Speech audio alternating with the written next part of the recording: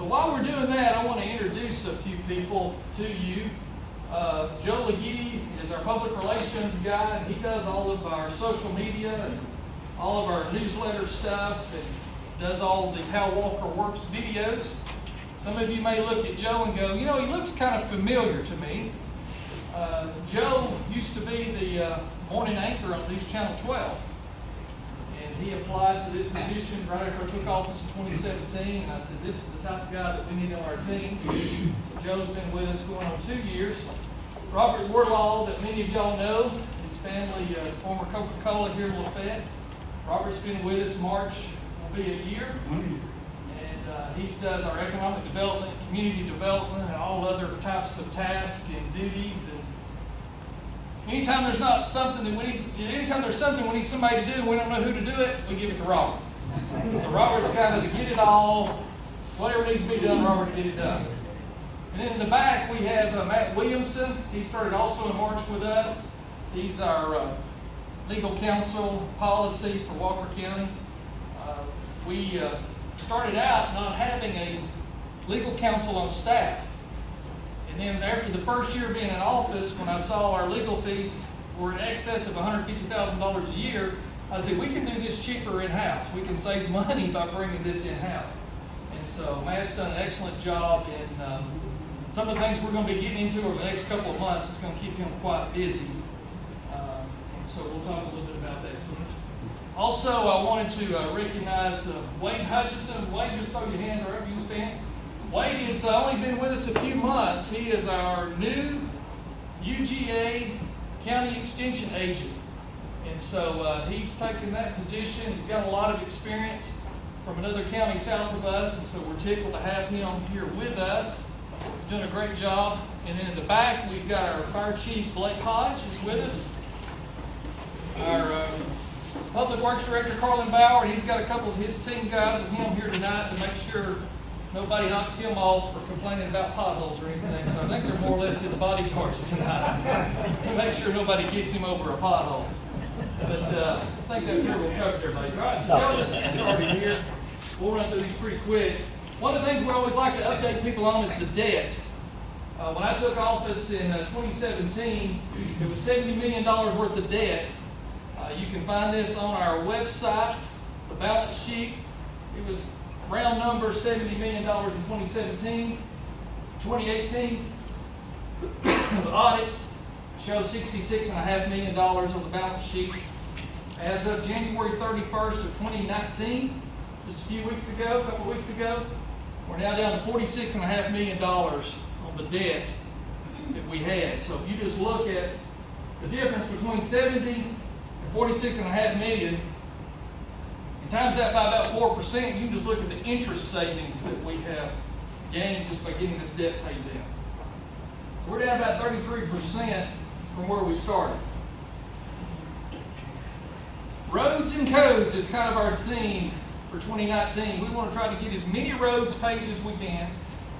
Thank you so much for passing the T-Splosh back in November of 2017. If we had not as a community passed the T-Splosh, we would be in big, big trouble. Fortunately, T-Splosh is bringing in about $300,000 a month, which was higher than we projected, which is a good thing. And so we have been able to pave a couple of roads already, the Nickajack Road going up Lookout Mountain. The state of Georgia DOT had rated that road as the second most dangerous road by reportable wrecks in the state. So that was a top priority. Also Nickajack Lane, and also here on the south side, north side of LaFayette, Diamond Circle was in horrible shape.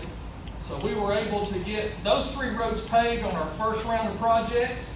We have our second round of projects that we will be putting out for bid next week, I think, or within the next 2 weeks we're working on. So this kind of gives you a map, kind of shows you that there are different areas of the county if you're not familiar with some of those are. So this is back from our assessment of all of our roads. These are some of the worst of the worst. One of the ones I was on today that just gets worse every day is that South Park Mill Road down here in LaFayette. That's in front of Gilbert Elementary. We've got some drainage work and all we're going to do there first as well. Hey, Joe.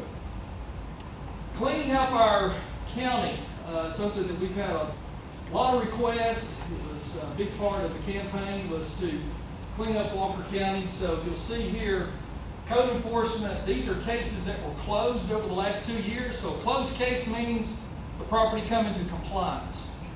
So we had 819 total cases over the last 2 years of properties where there was a citation issued, sometimes more than one citation, but the property owners was able to get the properties in compliance and get them in good standing so we could close the case. Violations, it was 2,326 code enforcement violations. So you can see the difference from the ones we closed versus the ones that are still open. There's still a big number there. So we still have a lot of work to do. We're far, far, far from being done. But considering in 2016 there was about 160 cases that was even started total. And for us in the first 2 years to close over 800, felt pretty good about. This is something that has been a great project. We've had 49 community cleanup projects. What this is properties where maybe the property owner is not physically able to clean up the property themselves. Sometimes we find that the grandmother of the house, she didn't put the transmission in the front yard, she didn't haul all this stuff in. You know, some family member or something, or somebody come in and left all this stuff, and you can tell she's not physically able to put it there, and much less clean it up. So we reach out to some of our community partners. P52 is one of the ones that has done a lot with us. And what we do is we say, hey, here's a need in the community. We reach out to one of these groups, and we just do matchmaking. We say, please call these people, they're willing to accept the help. And so these groups will contact them, and they'll come out, bring the dumpsters, the trucks, or whatever. And you can see in 2 years, we've cleaned up 113 tons of stuff that went to the landfill. And these are all documented tickets from these organizations and nonprofit and faith-based groups that they report back to us, and we keep a tabulation of that. Litter control, this is something that's been a big initiative for the last 2 years. The number of trash on the sides of the road. We battle it every single day. We have one full-time staff member that goes and picks up 3 to 4 county trustee inmates every day, and they're picking up about a ton a week off the side of the road. About 2,000, 2,500 pounds a week off the side of the road. Cups and bottles and couches and you name it, they find it. And so we we're going to double down on this effort in 2019, and we're going to put a second crew on, hopefully by the first of the month, and have 2 crews out trying to get our county cleaned up. Our Tire Amnesty Day has been a big success. This was a state grant through the Department of EPD, where they allowed us to cover all of the expenses and cost of the personnel and the materials needed, and to dispose of all the tires properly. So this is where we were able to advertise that we had a Saturday at the landfill where you could come and bring your tires at no charge, as long as they were light truck or smaller. And I think that was a total of 3 events over 2 years. Over 12,000 tires were properly disposed of. And one of the big reasons we were doing this, clean up our county, number 1, but number 2, is the mosquitoes, trying to better control the mosquitoes in our community. Mosquitoes love water, tires love to hold water. And so if we can get the tires out of our community, we can cut down the number of multiplying the mosquitoes that we have. I found out at the end of last week, EPD has approved us for 2 more Tire Amnesty events in 2019. So those dates will be coming soon, where if you didn't get in on this the last time and you've got old tires at your house and you want to get rid of them for free, keep an eye out on our website, social media, newspaper. We'll be advertising. We'll have a spring and fall event so you can dispose of those tires at no charge. Blighted property. This here is all one location. This is the front of the house. That's the back of the house up in Rossville. This is actually, as you can tell, a little bit of an older community, but a very, very nice community, except for this one house. And so we've got houses around the county that look like this. And so code enforcement has been working on many of these for a couple of years, trying to get the property owners to take action, because these are nothing but liabilities. And also they devalued their property around it. And you can see they've let the yard grow up. And you've got, this is kind of a circle road. There's probably, I don't know, 40 plus houses in this circle. They all look great except this one. And so what we have started down the pathway to do in early 2019 is these folks are going to get notice to come to court. And we're going to get the magistrate court to help us encourage them to clean those properties up. And if they don't get motivated and encouraged by the judge, then we're going to ask the judge to give us a court order or permission to go in and clean those properties up and dispose of them and bill them back on their property taxes, the cleanup fee. This is our Vision 2030 Advanced Team. This team is going to be looking at all of our code and ordinances and looking at moving our county forward. And some of our ordinances are a little bit dated. One example is tiny houses. A lot of the ordinances were put in place for building. Tiny houses wasn't really thought of. It wasn't the trend. So we've got some things that need to be updated, looked at, added that hasn't been in our codes before. So we've asked this team of volunteers to come together. They've already had one meeting, fixing to start their second meeting this month. And they've agreed to volunteer their time and their expertise to go through and evaluate these things and make recommendations and collaborate on how we move forward. This right here is our Walker Rocks. This is was launched back in June of 2018. This was a great idea that Robert Wardlaw come up with from a marketing standpoint, where we actually promote the beauty of Walker County. When you're a county that you don't have a marketing budget because you don't have the funds, you got to get creative. The way you get creative is you use websites and social media to talk about what you're doing. So we come up with this logo up here, Walker Rocks, and you can see the kayak, the bicycler, the hang glider, the mountain climber. And so we created a Facebook page, and just since June, there's already 5,000 plus followers on this page. There's 45 countries that we can tell. There's people within 45 countries that follow this page. Joe's done 8 great videos. We've already seen over an $88,000 increase in our sales tax revenue, increased bookings at Mountain Cove Farm, and then this was a plaque recognition that we received from Historic High Country for 2008 for the best marketing campaign in the Historic High Country District. We didn't even know they gave awards. We were not even at the meeting, and we found out we won. So those are the best type of awards to get, or the ones you don't even know you're trying for. It just, you're recognized for doing something you were doing anyway. So we're real tickled to receive that.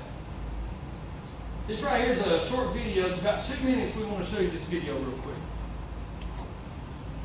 Hi, I'm Joe McGee, and welcome to How Walker Works, an inside look at how government operates here in Walker County, Georgia.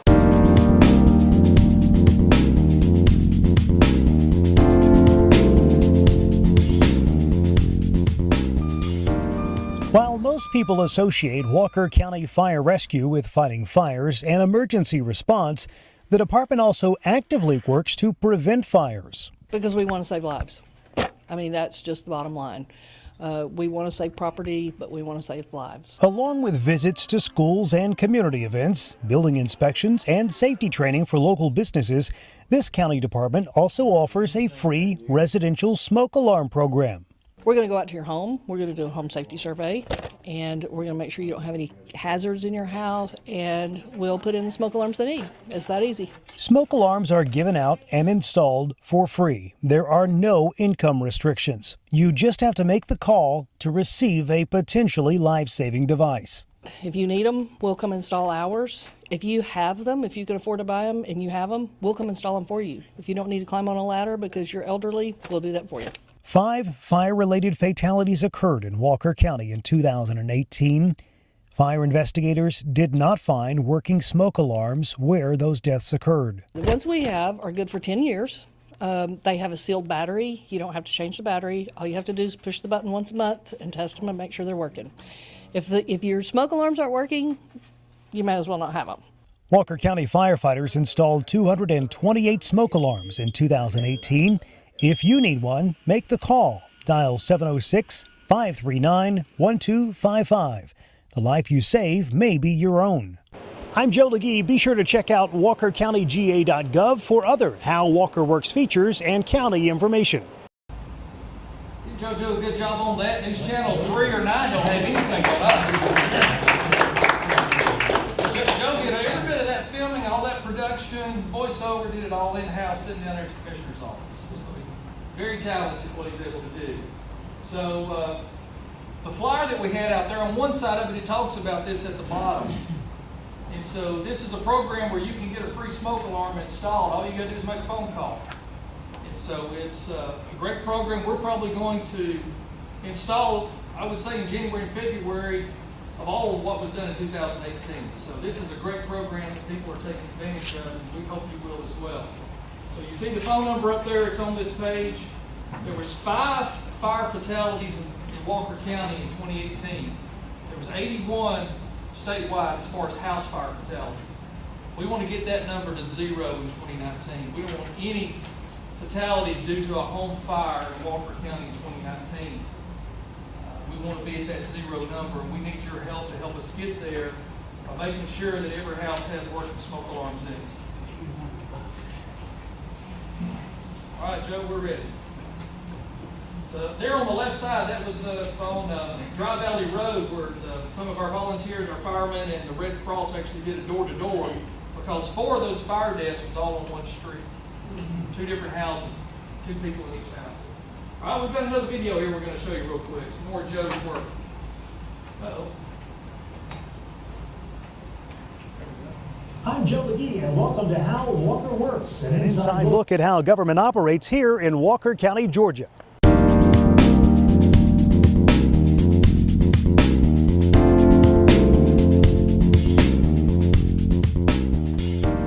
Walker County has a new and improved method for the public to receive emergency and community notifications. The Siren GPS app can send your smartphone a notification in a matter of seconds during times of bad weather or other community concerns or interests. While our primary use of this notification system is going to be for emergency situations, we also have the capability through this to geofence or draw a map around a certain area that will notify just that area of water outage or power outage or road closure. Here's how it works. Siren GPS will only send you one alert. So if you receive the app notification, the system checks you off as being notified. 60 seconds later, Siren GPS will send a text message to those who still need to be alerted. This will help us notify those with flip phones. 60 seconds after that, anyone in our system who still needs to receive the alert will get a phone call. This will keep those with landlines in the loop and significantly reduce the time it takes for everyone to be notified. We're concentrating on trying to limit the landline usage because of the infrastructure that we have is what's causing the current delay. So this new delivery with an app push is going to be key to the success of this notification system. Remember, you will only receive one notification, so you don't have to worry about being missed or receiving the same message 3 times. Download Walker County's Siren GPS app today and be the first to know. Be sure to check out walkercountyga.gov for other How Walker Works features and important county information. Oh, wait, Joe's his cameraman too. Joe does it all. So this here is something we just launched a couple of weeks ago. In the past, the county's had a product called HyperReach that's been around for about 5 years. There was 22,000 of you signed up for that. By the end of the month, that's going to be going away, because what would happen is we send out a tornado warning. About an hour and a half later, the rest of you would get the notification after the sun was back out. So with this system, by using an app, it will push up to, say, 50,000 messages out at one time, and you'll have that within 10 seconds or less. Where by doing the robocall on 22,000 was taking an hour and a half to get that through the telecom. So we're trying to capture and utilize off of the new technology. So one side of your flyer talks exclusively about this. And so take and download that on your smartphone, or if you don't have a smartphone, that's okay. You can call the commissioner's office and talk to Tina. She will sign you up so you can get it on your flip phone, or if you don't even have a flip phone, we can sign you up for your home phone. But we want to get all 68,000 residents signed up on this, because we can get you notifications very quickly of storm, road closures, utility outages, and we can streamline this as it shows by geofence on particular areas. So if there's something going on in LaFayette that's a road closure, we can notify you, and the system's gonna know who all's in that area at that time. And you'll get that notification, and you're not gonna be bothered with things that's not going on in your area. And so, most importantly, we want our school kids to download this app as well. Because if we had an incident at a school, and any of these kids that's got smartphones at school, we'll be able to better tell how many is in that facility and who all's got communication through this app. So it's very important. Okay, Joe, I think it's the last slide. Let me just add with Cyber GPS, if anybody needs any help downloading it or getting manually added to our system, I'm here tonight. I'll be happy to do that for you before you leave. Okay, so that's our part of the presentation. So now we want to talk and hear from you, and allow you to talk. And so anything that you want to talk about concerning county government, and I can't fix anything in Washington, and I have nothing to do with building a wall, I have nothing to do with state legislation, but anything dealing with our local county, we can have a conversation about and see how we can move forward. So who wants to be first? Yes, ma'am. This may be something that the 2030 vision committee looks at and codes, but I have lived in various places where there were a lot of apartment complexes that were built, and it wasn't beneficial for the county or the city. I've done a little bit of research before coming, and one of the places where I live, the mayor did not allow apartment complexes, which I lived in one before, but she didn't allow them, and that city in that state has double the median income, has phenomenal growth, lots of industry that has come in over the years rather quickly. So I thought maybe that may be something that that we may want to look at. Yeah, that's a good point. One of the things too is also proper zoning and best use of land, because we feel like us here in Walker County, we're sandwiched between Atlanta and Chattanooga, and they're both doing this toward us. So over time, we will see more growth just based off of where we're located. So proper land use, proper zoning is going to be very important to find that balance. Also too, I'll let y'all know, Matt in the back is our official scribe tonight, and so I don't have to remember all of these things that you bring up, so he's excellent. He had a lot of experience in college taking notes. So he's done a great job, and he takes all this and then compiles all the data and then helps push these things out to the different areas in our county that we need to focus on. So, who's next? Yes, sir. Saw your list of the roads that you're going to be working on, those 10 different roads. Does that represent the order that you're going to be going, or? Our hope is we're going to bid all 10 of them out at the same time. And hopefully we'll be able to award that all to one contractor. One of the things that we're doing on 3 or 4 of these roads as well, that we're going to try to get on the front end if we get the rain to stop, is we've got some roads, like a couple that comes to mind is Osborne Road and Five Points Road and Dry Valley Road. All need some water line upgrades. And at that time, we'll make sure we have the 6-inch water lines.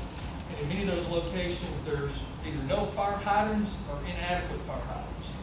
And so we're looking at the utility infrastructure before we just go and start paving roads. And so this is the first list of 10.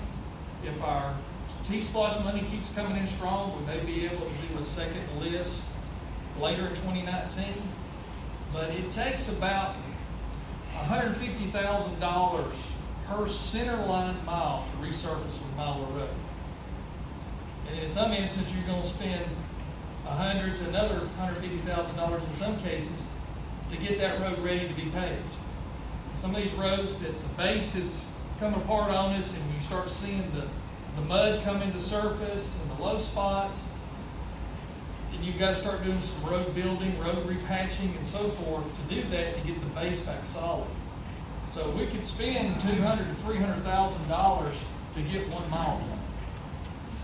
And about $300,000 is what we're getting in per month.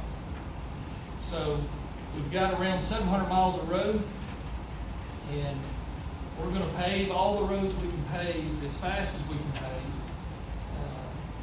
We're not gonna be able to pave every road we would love to be able to pave, but we're trying to do the ones that are most severe and heavily trafficked and commuter roads, and also looking at those utility tie-ins, because we don't wanna go in and pave a road and find out a year from now it needs new water lines. We're trying to look at that on the front. So your contractors are gonna determine when they bid which are the ones that have the biggest problems? I think probably what's going to determine is when we have it ready to go for the utility upgrades. Because we were hoping they've already started that, but we had to get EPD approval, which we finally got last week. But now we got all this wet rain, so that's got us, hindered some. So they may have to start on the roads on that list first, that don't have to have utility upgrades, while we're doing the upgrades, and then come back and do the ones with the upgrades. Will T-Splosh dollars fix the utility issues, the upgrades? Can you use T-Splosh? Well, what we're doing is in collaboration there, so like if the water authority, normally if they go in and replace a water line, they've got that cost, plus they gotta pave the road back, or at least patch the road back. So this case, working with the utilities, we're saying, hey, if you've got utility lines that are even questionable because you wanna replace anytime soon, replace the utility lines and the county will fix the road back. So that's a huge cost savings for the utility, but it's a collaboration of the utilities and local government working together to get the synergies that we all desire to be able to move things forward and to use the tax dollars and the utility dollars as most effective as possible and efficiently, just by communication. So there's 9 water utility districts in Walker County. Shannon, I wanted to say something, and I think it's important to share with everyone what we're doing on your behalf is we're paving these roads and spending the money when we get it. We're not bonding this out, borrowing money. That's how we got $70 million in debt. And, I hope you all agree with that action. It's the responsible thing to do. When we get the money, we spend the money. But what was happening before is they were doing these anticipation, they were bonding, saying, hey, we should be able to borrow the money because we know later in the year we'll get it. Well, all that time you're paying interest during the whole time. And we've just flat stopped that. But I wanted you all to know that. So as they get paid, it's cash on hand, not borrow money for paying interest. Yes, sir. I'm sorry, Mr. That's Mr. okay. Dyer late. Along the lines of the 10 roads that you're paving as well, does that money cover pothole patching too, or is it just the roads? We can the use- specific roads that you've earmarked for being paved. We can use T-Splosh money for, in general, transportation improvement. So we are using some of those dollars to do our patching. We've got some, anytime we're doing culvert work or drain tile work, we can use T-Splosh dollars. And so we want to keep it everything within the road right-of-way of transportation. One of the things that you could use it for is like walking paths and trails and stuff like that. We've got road problems. And so we're taking all these T-Splosh dollars and it's going into to make the roads better and bridge improvements and roads as well. Yes, sir. What about the situation, we've got, 5 bridges that the school buses can't cross? What he's mentioned here is some of the bridges that we have that are inadequate for school bus crossing, where they get rated down on the weight. And fortunately, the state of Georgia has got more money coming in, and they're working with local governments to replace some of these bridges in rural communities. And the one they started on last week was Old Lee School Road.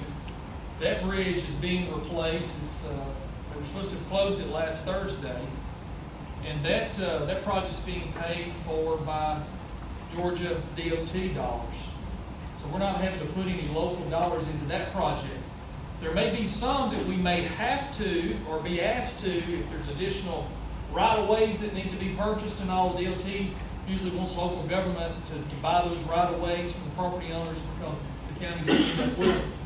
So state DOT has got several bridges that they are doing the engineer work on to get those worst of the worst replaced. And then the DOT comes up, Carlos, is it every year or every 2 years it does a bridge inspection? Every year. Every year. So they send an engineer, a bridge engineer out every year and inspects every bridge in our county. And so they keep a pretty good database. So they've got that list of the ones, and those are the ones they're working with. And so it's really been a blessing to us because instead of us speaking and taking our money for $1 million plus bridge, we're able to take those dollars and put it into paving while the state's motivated to do bridge replacement. Collaborate with them on that. Yes, sir. Shannon, you were talking about the 300,000 T-Splosh money you were getting. You're matching that, correct? County matches the T-Splosh, or is that just? Well, that's the 1% sales tax that comes in. So they took our sales tax from 7% to 8%. What we are able to use those dollars for, I believe what you're referring to, is we get local assistance from the state. It's called LMIG or LMIG money. And that brings in about $1 million per year. But in order to spend that money, we have to put 30% with it. Right. And so we can take our 30% out of that T-Splosh money to get that match.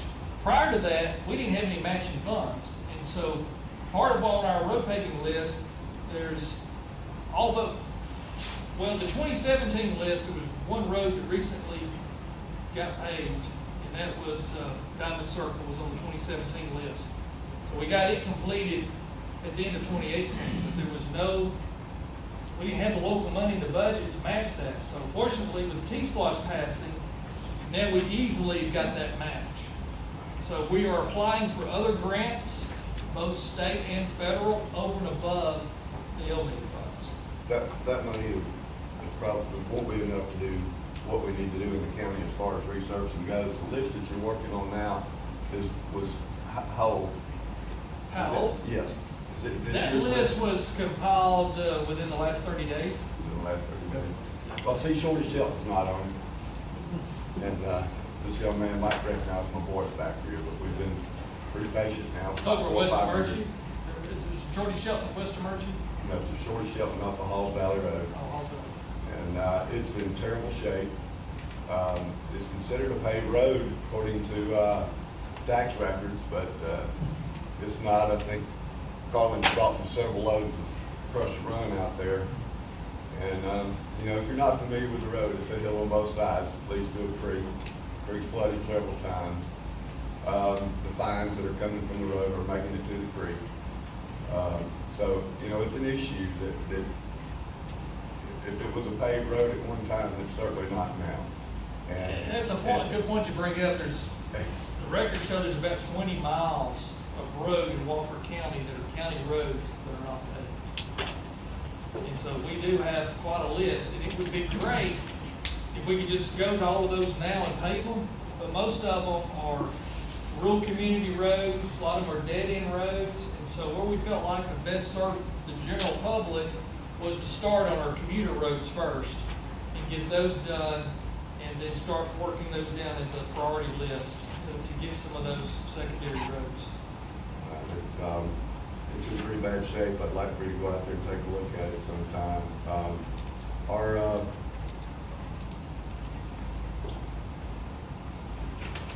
I'm not sure what to tell you there.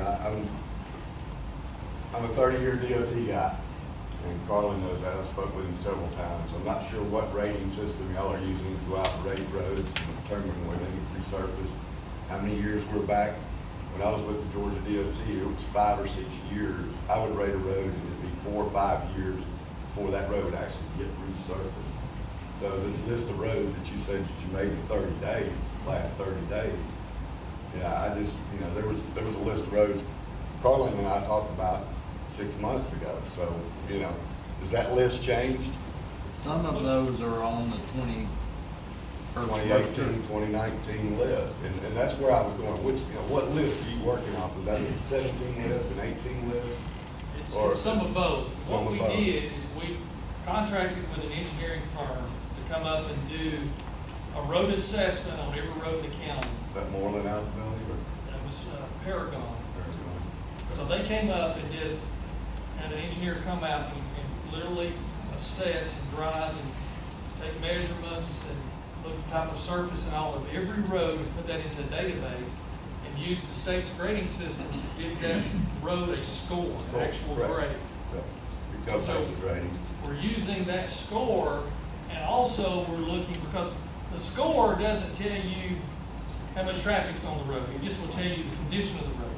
So we look at all the scores, and we look at, is this a heavily trafficked road? Is this a commuter road? Or is this a subdivision road that, you know, that may score A road with 6 houses.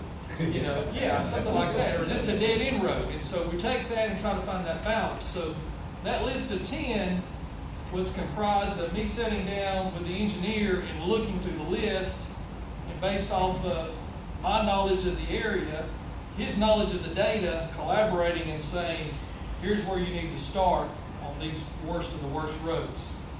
So you're using an ADT of the traffic count to determine what roads you're putting that in your list. In other words, this road has 10,000 vehicles per day on it, and mine has 5. And I never will get resurfaced because that one with 10,000 is going to be constantly needing maintained. Yeah, the road with the 10,000, you know, let's say that road with 10,000 scored a 55. And your road with 5 cars a day, in your example, scored a 20. That road of 10,000 and 55, they're both failing. Right. And the 20 is a lot worse than 55, but this one's got 10,000 cars on it. So that's where we're starting, where we can affect the greatest mass the quickest. I understand totally how it works, and you know, but again, I don't think Shorty Shelton's ever going to get paid, and it's causing environmental issues with stuff getting in the creek. So, you know, just want to bring that. You It's know. one of our biggest problems, and you know, we're hoping to be able to get additional federal and state dollars. Some of y'all probably noticed last year the contractor finally got around and finished up the thermoplastic paint striping and reflectors on some of the roads. And we got a lot of calls, people saying, you're striping, you know, Hogjaw Road, you're striping, something else will come to my mind. These roads are in bad shape, they need to be paved. But that was a grant that was put in for like 3 years prior. The roads were a little bit better then, but it was 100% state-funded grant, and the state handled the contractor and everything. So they come in and put all new signage up, the reflective signage, striping with thermoplastic paint, and put in centerline reflectors. And so we're gonna try to get some more of those grants, because we've got some roads that have been paved, say, in the last 3 to 5 years, but the paint's wore down off of them, and we need to get them restriped. And so we're applying, also, we've already applied for a couple of federal grants to try to get road funding. Who's next? Yes, ma'am. She has something. No, go ahead. I'm recognizing you first, and we'll come back over to you. How much, I mean, I don't know if you can answer this or not, but my family, my grandfather's family has a reunion at the Civic Center for Big. And my parents started paying many years ago, we gradually seen it go up, and, you know, I know there's been improvements there. But I only, it had gone up to $100, paid that, and I paid in 16 for 17. And then I went back to pay for 18, and the fellow said, oh, it's $150. I said, what? And I said, well, last year I paid $100, and he said, well, you were only paying that price. And I thought, you know, I paid what I was asked to pay. And I didn't know if the rental for one day, for 10 to 5, had gone from $100 to $200. I mean, that seems awful steep. I understand the county was in bad shape financially, but it doesn't seem like they should be made up on rental at the city center. And I don't know the answer to that. It's a very fair question. But just make sure Matt gets your name and number before you go. Let us look into that, because I don't know what that fee structure is right now. But We'll call you tomorrow, Ms. Gibbs. Yeah, we'll look into that and see. I don't know exactly what that rental rate is over there either. We'll call you tomorrow. Well, What you do you know, know? and I didn't know if there had been a collaboration amongst you with the fellow working up there or what, but he just seemed very sure of himself. And I said, well, that seems awful high. And I don't pay for it myself. You know, our family members, Yeah. the money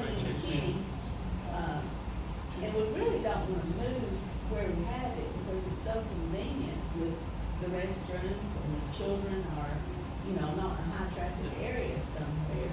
Right. So that just seems like a lot of it. And we leave it cleaner than we find, I Good. promise. Thank you, thank you. It's always good to hear. Yes, ma'am, over here. Is there anything happening in the industrial park in Noble?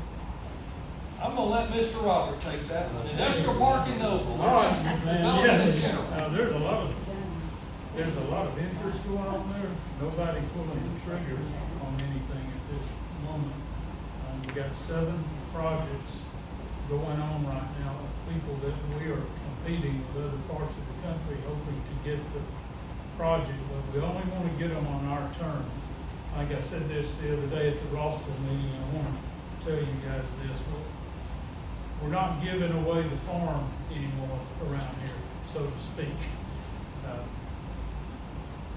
If they don't want to pay taxes, then there's not a good corporate partner for us here. And that's what's happening, especially with the school taxes. The companies come in and say, we're thinking about moving here, and then they say, tell us about what your education rate is for your residents. We need a good workforce, and we'll share that about our Walker County schools. And then the next thing they say is, hey, we want to abate, you're right, Mr. We want you to abate taxes. We don't want to pay school taxes, but we want a great educated workforce. So Shannon and I made the commitment together that we were going to stick to it, and we have done so. That we are not approving abatement of school taxes. So when you do that, it becomes more and more critical to pick the right companies to partner with. I hope this is making sense, because this is kind of complicated stuff, because they're asking us all the questions about what they're going to do for us, but we have to understand how they're going to contribute back to the community. So that's what the process is being gone through right now. And there's not anybody at this moment that's saying, you can go ahead and announce we're coming. But there are 7 projects going on right now that we may get. Oh, yeah. Oh, we've got room. We've got some of the best room right now in this whole region. I mean, Chattanooga's now pushing up into Loudon and up. We've got some prime space. The biggest challenge at our industrial park there in Noble is the geography there. I mean, it's rolling. It would probably cost us, I would guess, $15 million to level that off. It's a guess. Carlin, do you agree with that as a guess? It's a low guess. I mean, Yeah. I'm just Way telling low. you guys, it's Yeah. good Way property. low. It's good property. It's beautiful property as far as where it is on the highway.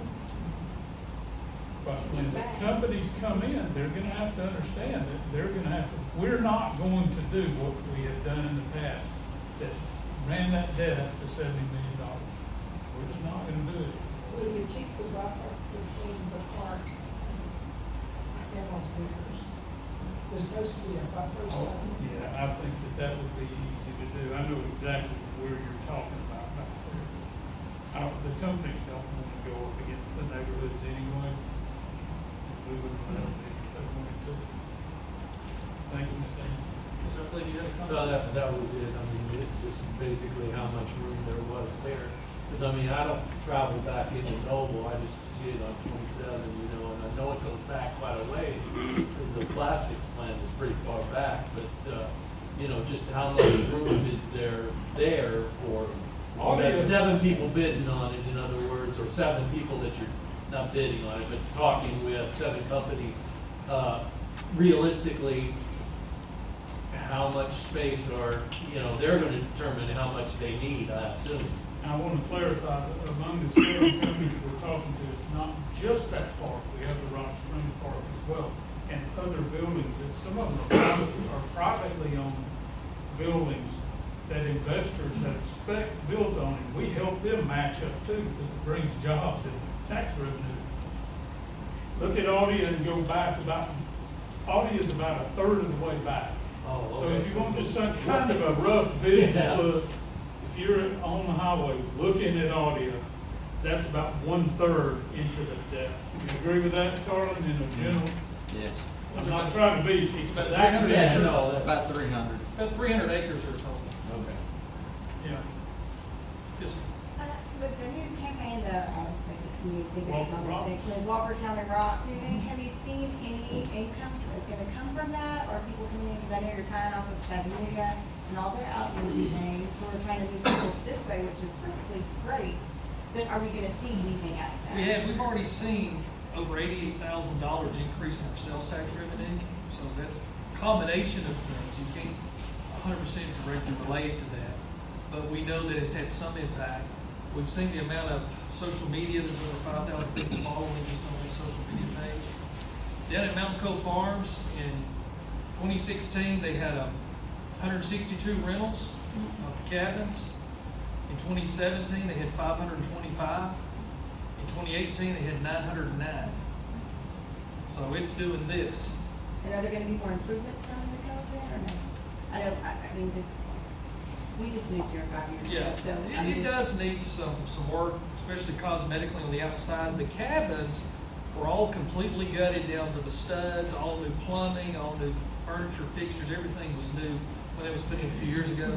The outsides do need some TLC, and so we do have some work there to do. But it's amazing to me the amount of repeat business we're getting, and the people that are coming back because they just love the area. And so we're getting a lot of attention from the Walker Rocks initiative and campaign, and getting a lot of people that's venturing off up here. We had someone today actually came to the office that's making a feature film and talking to us about the possibilities of doing it here. You know, the first thing they said is Walker Rocks. They're familiar with Walker Rocks. That's the kind of thing that brings notoriety. When you bring the prestige to the county, people want to be here and want to spend money here. The whole Walker Rocks platform is built. I always say it is fun, and it's intended to be fun, but what it is straight business, honestly. We have fun with it. But we want to bring people that live in other, that do not live here, but then bring their tax dollars here through sales tax, taking pressure off of property taxes for us. We can't raise these property taxes either. The more sales tax revenue we get, the less pressure you have on the property tax. So I guess the bottom line is we wanted these people from outside of Atlanta and these other metropolitan areas to see what we have that we didn't have to pay for. It sits there naturally. We want them to come visit, spend money here. We're gonna hug them, let them go on to where they're going, and leave the money here with us, and take pressure off the property tax. So that's the whole platform of what Walker Rocks We've does. got there's a church denomination that's having an international convention in Atlanta coming up, I believe it's later this summer. And they're gonna take about 800 people, put them on charter buses, and bring them to Mountain Cove so they can have lunch. True story. Can you imagine the number of buses it's going to take to load about 800 people on? And what we know is going to happen from that, these people from all over the world, some of them are going to want to come back. Some of them are going to come, if they come to the United States, they're going to be here for 2 to 3 weeks. Some of them are going to come back before they go back. And so they're going to spend a day in Walker County. And some people that are coming have never seen the natural beauty that we have in Mountain Cove Farms. It's going to be very interesting to talk to some of these people that are coming from a lot of other different cultures, different languages and things. And part of the group that's organizing this, they met with me and said, can we bring them to Mountain Cove Farms? And I said, we don't have a big enough facility. We've got the barn. So we love the barn. We figured we can put a couple of hundred of them in there for lunch. And we're going to set up big tents that we'll pay for. And we want this to have permission to set these tents up so we can feed everybody at one time. I said, let's do it. Bring them up. So that's just free advertisement to get these people in here, to get more people interested in what we're doing. Yes, ma'am. I was gonna make one more quick note about Walter Rocks. Joe and I met with, the people like, imagine like this Ironman race, you're very familiar with that, the World Championship race. It's in Chattanooga.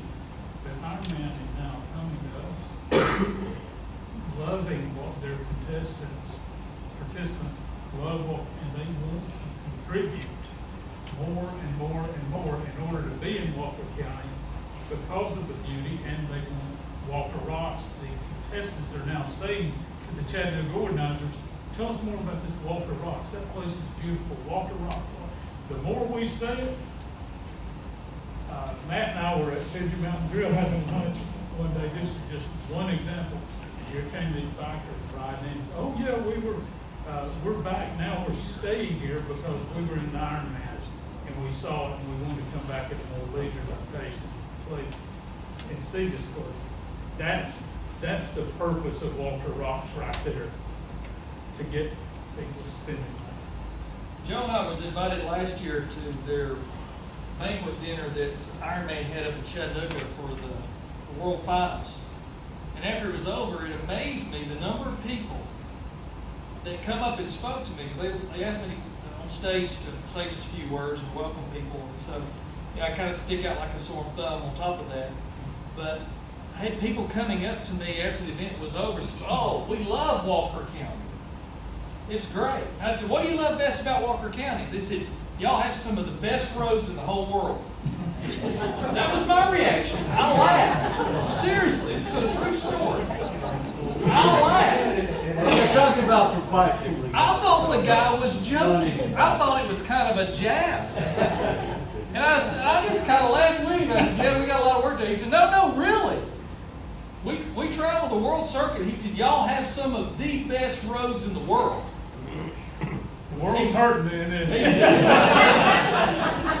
but keep in mind, a lot of that route's on state highway too. So keep that in mind too. But even with our state highways, I mean, stop think about it. That says a lot. I mean, we've got some roads that, you know, that I get a lot of complaints about, like Peavine Road and Osborne Road, that's, you know, we're constantly fixing the potholes in, that the road's coming apart, that you probably wish Shorty Shelton looked like that road. You know, so it's all in perspective, you know, what we get used to and get spoiled to versus what there are in other countries. But when a guy comes up to me and says, we love your roads, you know, that was the last thing I thought I was going to hear. But he was serious. Joe is my witness. I mean, I'm just like, okay, great. You know? Yes, ma'am. Are we going to be able to count on that public health part coming off our taxes after this year? Yes, very good. Very glad you brought that up. The public health facility fee that was used to pay the hospital debt, or has been referred to somewhat as the Erlanger debt, we were able to negotiate a settlement with Erlanger to stay out of court in the end. And we were able to negotiate and get them to not charge us any back interest, finance charges, or any interest going forward. So basically, they financed $8.7 million interest-free in the negotiation. And if they stuck to the letter of the contract, they should have been charging us interest. So we were able to settle that and pay that out, $650,000 per quarter. So every 90 days, we do a wire transfer through our partners at Bank of LaFayette, and we wire them $650,000. We've now paid them $3.25 million. So we still owe them $4,555,000, I believe that's what that works out to, that we owe them. But the tax will come off after you pay your 2019 property taxes. It will come off. It's already done, settled, in the books, documented. Once you pay 2019, you're done. Good. Yes. I've been very pleased to see the commercials on television for CHI Memorial in Georgia. And, you know, I know there's a lot to do to get over the old name and get the new name and so forth. Can you tell us what's going on there? I know the financial part, but what's happening to entice doctors and, you know, to get them to start using the hospital? Because right now, As I understand it, there are no physicians in that medical office complex in the hospital itself. Okay, he's talking about CHI Memorial or the old Hutchinson. First of all, the hospital up on the hill, the old Hutchinson, is owned by a company out of Atlanta, and CHI Memorial is leasing a portion of that facility. They bought out the business and leased the facility. A couple of the upper floors are actually being utilized by one of the nursing home facilities, so it's kind of a dual purpose. What used to be called Hutchinson on the Parkway, where the cancer center is, in that complex, CHI Memorial bought that, property and all, and they have now reopened the cancer center. And so CHI Memorial is now going through the process of evaluation and all their documentation that they have to do to justify to their board and probably to the state and all to build a new hospital. They want to build a new hospital out on the Parkway. So Walker County is out of the hospital business. Local county government, city government has no need being in the hospital business. There's private companies out there that do that very, very well, like CHI Memorial, like Erlanger. As far as I'm concerned, we get this debt paid off, we're done. Now, back in the day when Tri-County, what it was called first, was put into place, that was a collaboration of everybody pulling together to build a Tri-County hospital. And in those days, it made sense to do so. But in today's marketplace and competition and technology, we have no business being in that field. So what's that building gonna become if they decide to build a new hospital? I can only give you my guess. I would say that it'd probably be a nursing home. But it's never gonna be a hospital. Well, it's a hospital now. They're using, It's an emergency room. well, they've got a license for 18 beds or something, so they do have inpatient care, and they're ramping up their services. But they do have, you know, if you need a heart surgery, they're gonna transfer you to their main campus and things. But they are doing some procedures there and are continuing to invest in that because they want to build that up to have that local business to be able to justify building a new facility. And they tell us that 25% of their patient count at their main campus in Chattanooga comes from North Georgia. So they recognize North Georgia as a very important part of their book of business, for lack of terms. And so what's happening at their downtown campus, a lot of times they're full. Or you're here on the scanners where they're diverting ambulance traffic because they're full. And so they need that growth and that expansion. And the sports orthopedic clinic that's out of Chattanooga has opened their new facility on Battlefield Parkway. So now if they have a patient that needs a knee surgery, they've got to send them back into CHI Memorial in Are Chattanooga. they not doing surgeries there on the Parkway at that sports medicine? I don't think so. Or not? They have their own surgery center, Okay. their whole squad. Okay, I did not realize that. But if you cut yourself and you needed 6 stitches, you can go to CHI. Yeah, you on can. emergency. Yeah, sure can. Yeah, they've got a fully functioning emergency room. All right, who's next? Yes. You mentioned technology, and then you think about the fact that EPB is gigabytes central over there. How is it that we're rural Georgia, we don't have a lot of options for internet, and I understand that it's very rural and certain people, they probably still have power, and we should be blessed for what we have. However, with the new campaign of bringing people in, and because everybody wants to be attached to some sort of thing, how is it that we can improve our internet access and having something like EPD on this side? It's talking about broadband connectivity, and it's a big problem in rural Georgia. There's even locations in Walker County where there's no internet service, and there's areas where there's not even cell service in Walker County. And so this very holds true across the state. So fortunately, the state legislation last year took that up as an initiative and did a bill to start positioning to move rural broadband forward, to set it up where you can have, eventually they're hoping to have the funding where companies can apply for grants that go into rural areas to expand the broadband. I serve on a committee through the Northwest Georgia Regional Commission that focuses on this very issue.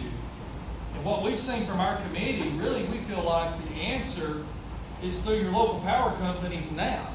But right now in Georgia, a lot of them are restricted from being able to offer internet service because they've got the infrastructure, probably 75% of it, because they've got poles all the way to your house. There's electricity going to rural Georgia.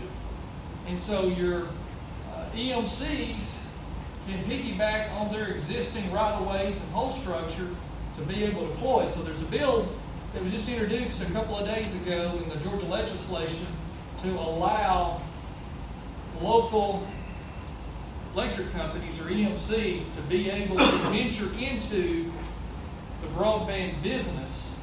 And so once they pave that path for them to be able to get into broadband, then hopefully between the state and the federal government, because this is also a federal issue for rural communities, for them to be able to buy or to get grants to help build out that infrastructure.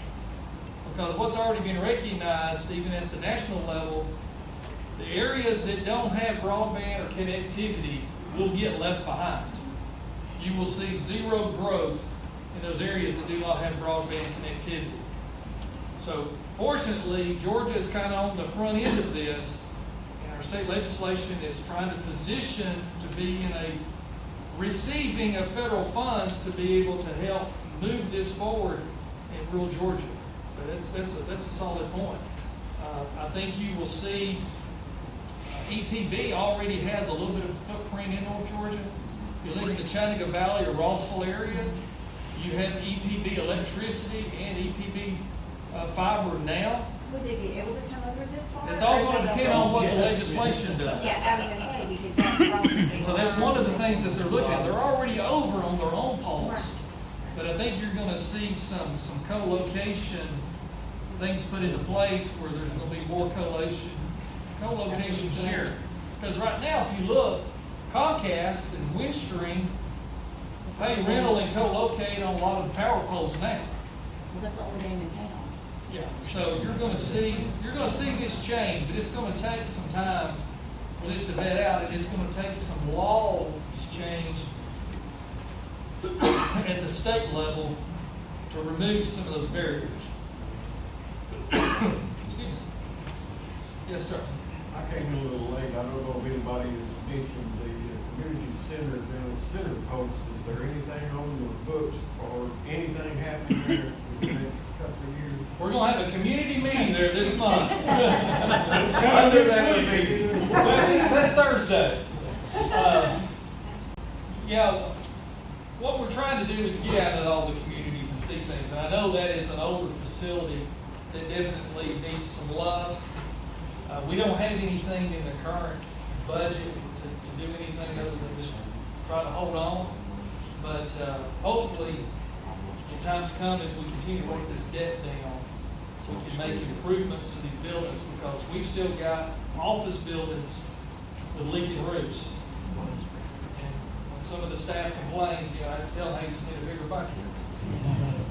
That's where we are. I know we're high.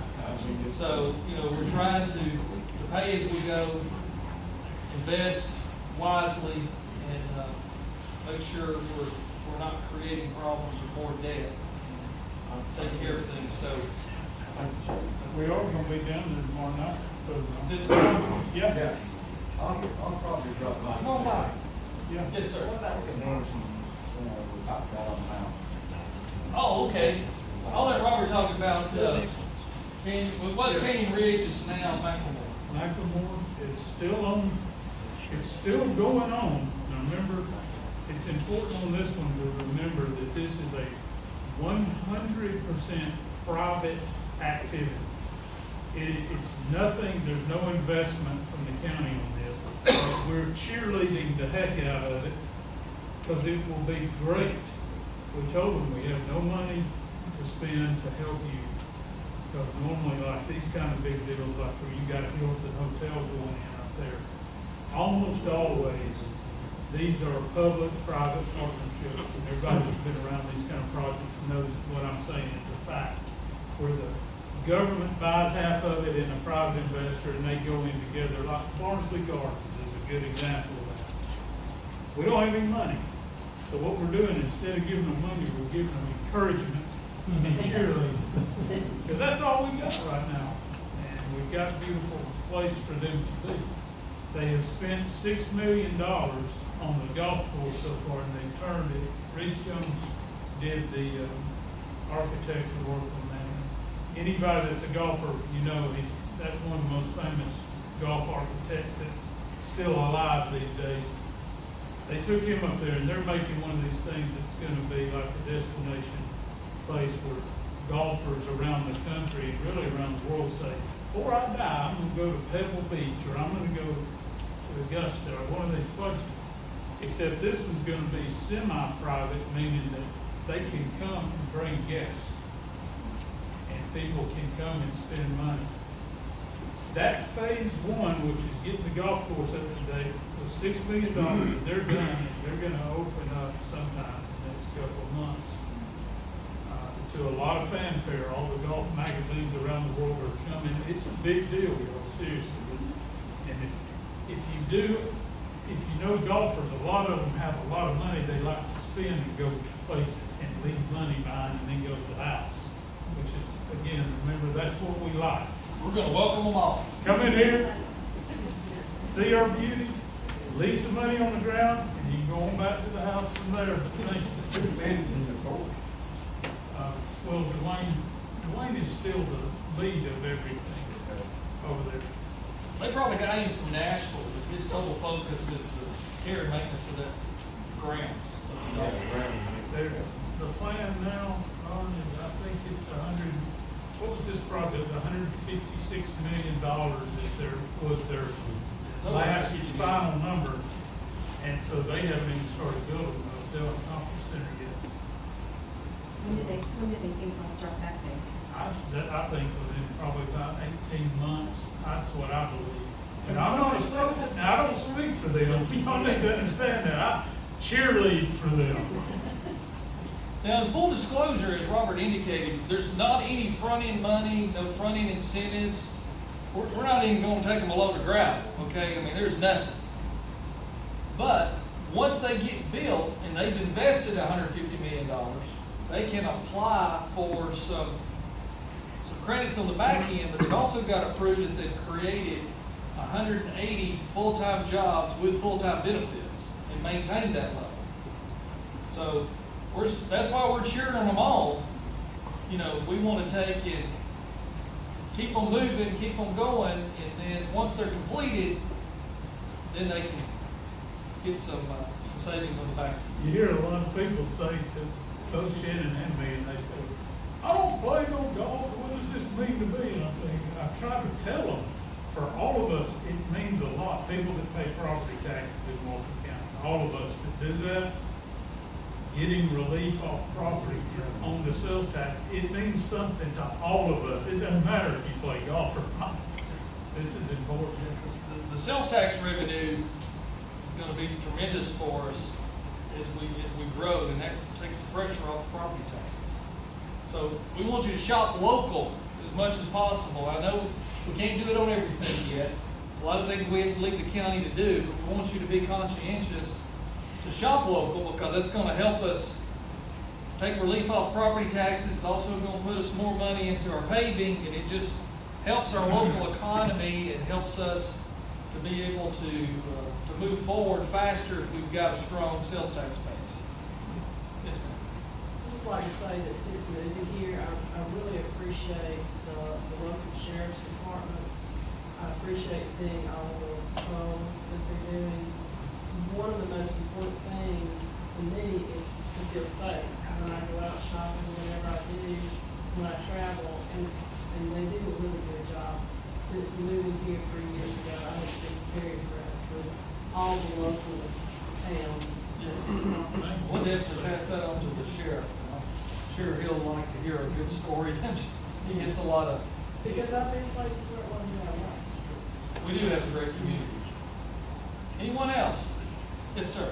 How would you, I missed the beginning, maybe you covered this, what are 3 to 5 of our greatest needs? 3 to 5 of our greatest needs. County? Patience. Well, your leadership has been great, and you know, there's been a huge turnaround. Takes a great team. We have. The greatest thing we need is for people to, I think, to understand where we are and understand that we are moving forward and that we won't be able to solve all of our problems, but we do have a direction and a vision. We need everybody working together. We need people like this to get involved and show up and be engaged, because we don't always have all the answers. We don't always know where all the problems are. So we need people to be engaged. We need to continue to work this debt down to zero, which I think we can probably accomplish in the next 6 years. But when we get out of debt, we do about anything we want to do with debt. And so, you know, we've got to get out of having that mindset that debt's good. We need to have the mindset that debt's not good. But we need more retail places in our community, more sales tax, more high-paying jobs. You know, that's one thing too we look at when industry comes in. A lot of times they want to come in and say, well, what's your average manufacturing wage? No, we want to know what are you willing to pay? We're trying to bring wages up, not just you come in and be another $12 an hour producer.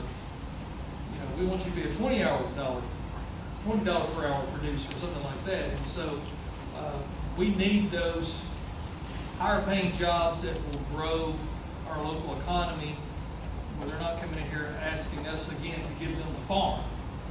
And so we're telling these companies those days are over. How do you, what's our school system like? It's good. That's a broad I testified. question. Our school system has made a lot of great improvements. Back, probably been right at 20 years ago, I was involved in a local organization called Communities and Schools that was trying to get local people in business and community leaders to get involved in the local school system. And the goal was trying to get graduation above 50%. And now our school systems are up in the mid-90s. So for over a 20-year time period, to get up into, you know, the 90+% of graduation rate has been phenomenal. So when we talk to manufacturers that come in and we give them the exact data of our school systems, they're impressed because they're not seeing that across America. Is that a large influx of GED?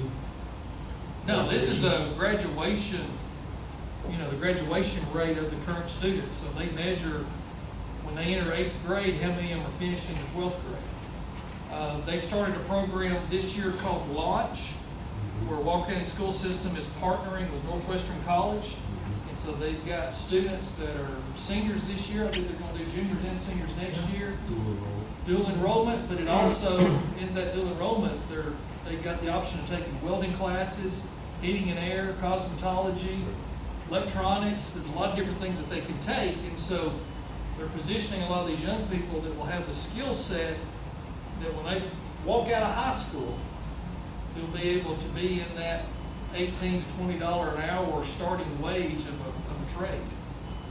How did Walker County rate with their test scores nationwide? I don't know that in particular, but We would need to ask that team now. I know we're definitely not at the bottom, but Or not near the top? not near the top. I'd say we're about Graduation rate doesn't really mean a lot if they don't know anything, does it? In my disclaimer, they call them Walker County schools, but Walker County government is separate from the two. So you've got your school board and your superintendent. I mean, we try to help them and collaborate every way that we can. A lot of people think when they get their tax bill that says Walker County government, but that line item there that says school tax, that's done by the school board. And they handle all of that. And the tax office collects it, and they write them a check and send them that money. So we surely can advocate for our schools, but I don't have any oversight or jurisdiction or anything I over knew the that, I schools. shouldn't have asked that question. But you know, it's a common question, and I get it most often when the weather forecast is calling for snow. I get text messages, we get messages on our Facebook page, when's the commissioner gonna close school? It happens every snow. Right. Thank you, sir. No, there's not a whole lot of farmers in here. How do you think the tourism, bicyclists are affecting farmers? Do you hear anything from the farmers like, you know, for instance, I move hay from hayfield to hayfield, I drive my equipment out the road, I come on a narrow road and I'm running speed limit, but I come up on 30 bicycles in the road. You know, it's a little bit, you know, dangerous for everybody, because if I can't pass them, I'm having lockdown, you know, I mean. I hear from people that say the same thing you are. There's a give and take in this. We're promoting people coming here and spending their money, but there is an inconvenience. I'm not going to deny, I hear several people, probably about, I would say for every, out of 10 people that talk about it, 8 of them are saying, hey, keep going. 2 of them are saying, hey, it's inconvenient for me, because when I was coming back from the store, I got slowed down by bicycles, or I was transferring hay or something. We gotta face it all together and face the reality that it is an inconvenience, but it's worth it, or I believe it's worth it, to have the money coming in, but it is real. Not that one of the mayors is inconvenient, because I'm on a tractor on a narrow road, and I'm slow too. You're feeding us. And then you got the bicycles coming in, you know, and it's like I'm paying taxes, you know, and I guess. It is a give and take. Where the money's coming from to help us, you know, when it comes to the bicycles. And I know they put it in the paper, that they come in to do this, or they come in and practice, and they ride these roads, you know, weeks or about all summer. I mean, you know, and we don't know when they're up and down these roads and what time, I mean, when they come down, I mean, Well, there are those that come here to compete and to train, that are those to the ground, hard pushers. But what we're seeing more of, which we very much welcome, is the bike tours that are being done. There's a lot of it's being promoted out of Chattanooga, where these tour guides for leisure riders that will come down, and they'll usually have a destination or something on their route of one of the local restaurants. And so they go a lot down to Pigeon Mountain Grill. Sorry, I couldn't think of that. And so they'll make Pigeon Mountain Grill as a destination. So they'll go out and ride for a few hours and then come back and eat and spend money.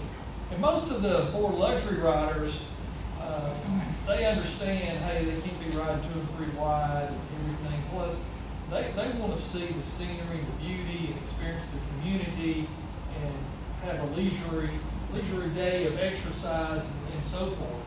And so we try to balance all of this, because they're also dropping dollars into our community and also supporting local business and the local tax base. But when we talk, as an example, to promoters on Ironman, the one question they ask us every year, you got any new hotels? So we can fill them. You got any new restaurants? We want to promote them. We're working on those 2 things right now, by the way. These things are what make it attractive. And so there's a lot of things like that. If we had more destinations and things, people would spend more money here if we had it. But unfortunately, we're not quite there yet with everything.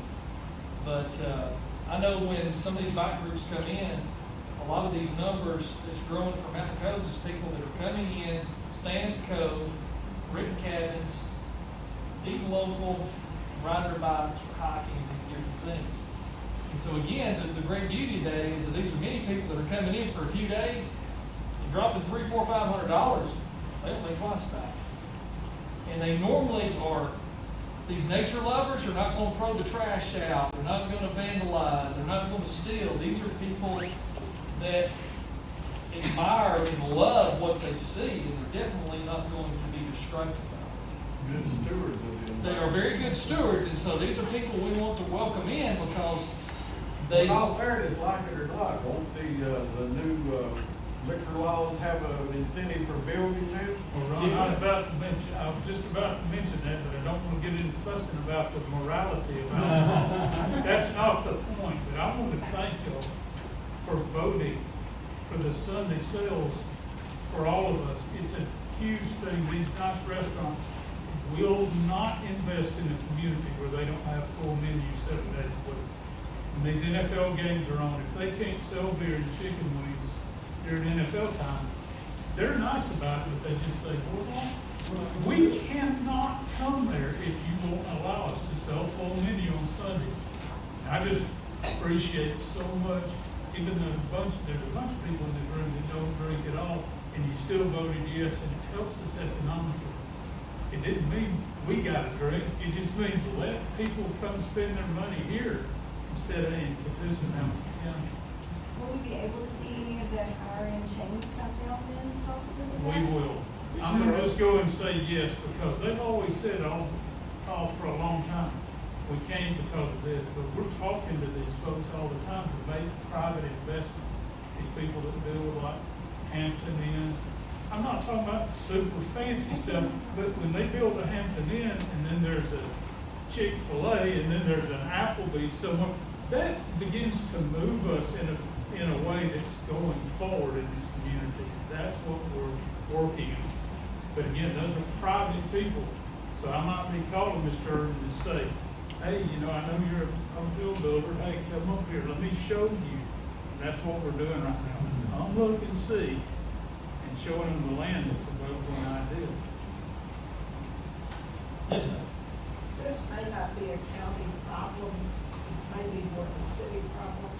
Is there anything in the future about a homeless shelter? Question, is there anything in the future about a homeless shelter? We need one. Yeah, and what she's speaking of, has been a little bit of an influx of homeless here locally that's has brought some concerns, and I know that the city is looking at that. We don't have any immediate plans or anything on the drawing board from a county's perspective for a homeless shelter. I think Mayor Arnold said that their best count a year ago was maybe 4 people. But I understand now that that's probably 10 times that. But it was not that. They've been homeless for years, ever since I moved up here in 1980. Unfortunately, there is some of that population that's the way they want to do. But not everybody. But not all of them. But, Well, there's no place, there was a family in need the other day, and there was no place to put them. So, a group gave them a tent, or a tarp and some ropes, and that would do for a family with children. I think, Ms. Stevenson, I really believe, man, that's more, this is my opinion, it is for us in a faith-based groups and community to reach out on that more than it is government's job to intervene on that. And that's how I feel about it. I don't know, I'm not speaking for Shannon, I'm not speaking for the rest of the team, but I think that all of our faith-based groups, we've been very active helping. I know we have at the Methodist Church where we're going together. I know the Baptist Church has and Second Baptist, all these ministries. That's where I think that kind of stuff should come from. But there's primarily. no place to send these people. And Well, the there churches could be. can't afford, I don't think churches can afford to do that. well, here's the things that I've learned. It is. Here's one thing that I've learned my short tenure in government. The most expensive way to get anything done in your community is to let the local government do it. Government is not the most cost-effective way to get anything done. And if you really want to blow some money, let the federal government help you. You know, when I come from the private sector of business, the last thing we wanted to see is someone walk through the door that says, "I'm here from the government, and I'm here to help." You know, so I agree with Robert 100%. If the local faith-based, nonprofit type organizations and all can work together and collaborate, you're going to get so much more mileage out of the money invested into that issue than ever letting government dabble into it. The You're government gonna puts have- all the rules and regulations. Yes, all of the And compliance. So faith-based group could reach out and start, I want to build a homeless shelter for this community by the citizens of this community. They would be the ones in government, they would have to meet the regulations, but they wouldn't have them breathing down their neck. Yes, you're right on top of that solution. Because the government trying to do it is gonna be a whole lot more expensive. Yes, sir. Shannon, I know this isn't a county issue, but is there anything that we can do to encourage the contractors in the county to get into recycling? I know a lot of people, myself included, I hate to throw an empty plastic carton in the trash and watch the garbage truck pick it up. I would be more than willing to separate and do whatever if there was a way for that to be. Do you live in the city? I live in Roxbury. Yeah, recycling is something that's very much needed, but unfortunately, I've not found anybody or heard of anybody that has figured out how to make recycling less expensive or more cost effective. And when I was on the city council in Chickamauga about 4 years ago, we were hearing the cry for recycling within the city. And so we reached out, did a survey from several different companies. Couldn't find anybody that would do it at no charge to receive the recyclable goods. But they did say, hey, for your citizens that are willing to pay another $8 a month, we'll put a recycling can on the curb for them and they can, multi-blend of whatever you want to put in it. And so, being on the council, I thought, well, I better have a recycling can. So I put one in and, they pick it up every 2 weeks and I'm having to press stuff down to get it to close. In my regular household garbage bag, it'll be one bag in a regular can. So I see it and know that it's real. The problem is to implement it. It's gonna cost you, the citizens, more money to implement it. And so this has come up at a couple of other events, and I asked this question, I'll ask it here tonight. How many of you would be willing to pay an extra cost if you had curbside recycling? Yeah, so if you were spending another $8 or $10 a month for curbside recycling, would you do it? Well, looks like probably about